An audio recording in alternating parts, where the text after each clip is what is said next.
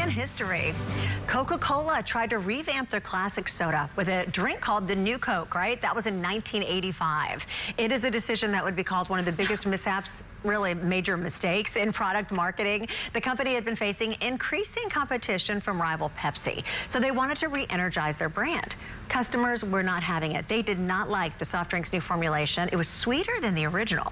The company got thousands of calls and letters. Remember, there was no email at the time from dissatisfied customers. And after intense backlash, the original formula returned less than 3 months later.